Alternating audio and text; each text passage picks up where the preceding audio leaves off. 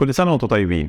رمضان جه وللسنة ال200 على التوازي الناس يا بتفطر يا بتتفرج على رامز جلال يا على الكبير قوي. الأولاني ماسك ضيوفه تريقة وسلخ، والتاني مبني أصلا على شخصيات ويرد وغريبة جدا. اللي أنا بقوله ده. المهم كل ده والمجتمع في عالم موازي وعمال يرمي في فلوس على حملات لا للتنمر اللي تقريبا مش جايبة نتيجة ومش هتجيب. عارفين ليه؟ تعالوا نتفزلك واحكي لكم. رصنا تقريبا حد يتريق عليه يتنمر عليه وهو صغير، وده اكيد كسرنا وقتها وضغط على اعصابنا، وخصوصا لو الحاجه اللي عمالين يتريقوا عليها دي ما ينفعش تتغير. رمضان كريم يا تخين.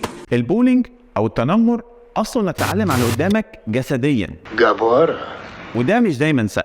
الاسهل انك تلاقي المختلف فيهم وتعايرهم بيه. بتاعت شريف اللي بتتريق عليه ساعتها هيبتدي يلوم نفسه على حاجات ملوش ذنب فيها ومش هيعرف يغيرها، وده هيأثر عليه عقليا ونفسيا. مش كل الناس زي بعضها في التعامل مع الضغط النفسي ده، في اللي بيقدر يعدي ربنا يسامحك يا عم، وفي اللي بينتحر زي البنوته اللي انتحرت من كام شهر لما اصحابها اتريقوا عليه. الرجاله غلابه ما بيعرفوش يتعاملوا مع الاسترس ده بشكل سلمي، لانه مش مسموح لهم انهم يعيطوا او يعبروا عن مشاعرهم. الغلبان وقليل الحيله منهم هيبتدي يشرب ويضرب عشان يقلل الاسترس اللي هو حاسس بيه، والذكي اللي قدراته العقليه عاليه هيتحول لمتنمر صغير بانه يدافع عن نفسه بالتنمر على غيره، يتغدى بيهم قبل ما يتعشوا بيه. وده هيفسر لك ليه معظم المتنمرين رجاله. الطب النفسي بيقول المتنمر ما عندوش ثقه بنفسه، وظروف تربيته وتعرضه للتجاهل او العنف الاسري ممكن يكون ليهم دور في كده، بس التفسير ده سطحي جدا، وخصوصا ان الدراسات بتقول المتنمر دايما اذكى واقوى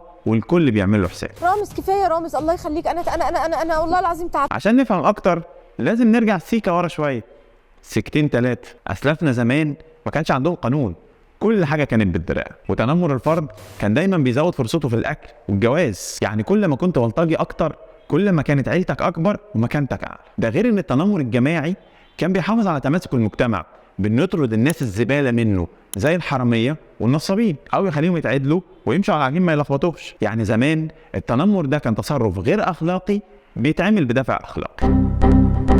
ده خلاه جزء من الهاردوير بتاع مخنا بنتولد بيه، وبيشكل مشكله واضحه عند الاطفال. انت مستني ايه من طفل اول حاجه بيسمعها وبيرقص عليها دبدوبه التخينه؟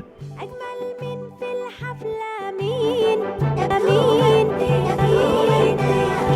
بس ومخنا مع كل التطور اللي هو فيه لسه مش قادر يقاوم التنمر، مع اننا مش محتاجينه دلوقتي. لا عندنا مشاكل اكل ولا جواز، وبقى في قانون بيحمي المجتمع بتاعنا، ومع ذلك لسه التنمر والتريقه اللي عارفين من جوانا انها غلط بتجري في دمنا ومش عارفين نقاومها، لدرجه اننا لو ملناش حد نتريق عليه هنتريق على نفسنا. يا نهار اسود. وبدأ زمان ما كنا بنتريق على النصابين والغشاشين عشان يتعدلوا، بقينا نتريق على القصيرين والتخان والعواجيز. مش ده. ايها المتنمر، في الغالب انت مش هتقدر تتغير، بس تقدر تمسك نفسك عن طريق انك تقوي المناطق المتحضره في مخك انها تحفز الاخلاق والمبادئ علشان تقدر تسيطر على البدائيه اللي جواك، او على الاقل خليك ذكي واعرف امتى تفرمل نفسك عشان اللي حواليك ما يقلبوش عليك. الشمبانزي بيعمل كده على فكره، ما ينفعش الشمبانزي يبقى اذكى منك. الخلاصه التطور ادانا حاجات كتيره مفيده لينا، بس المره دي التنمر يعتبر خيانه من التطور، واحنا للاسف ما بنتعلمش بسهوله. ولحد ما نتعلم، لو انت متنمر او ضحيه افتكر ان كلنا زي بعض ومحدش احسن من حد، كلها بتاكل بروتينات وعارفه بعضيها.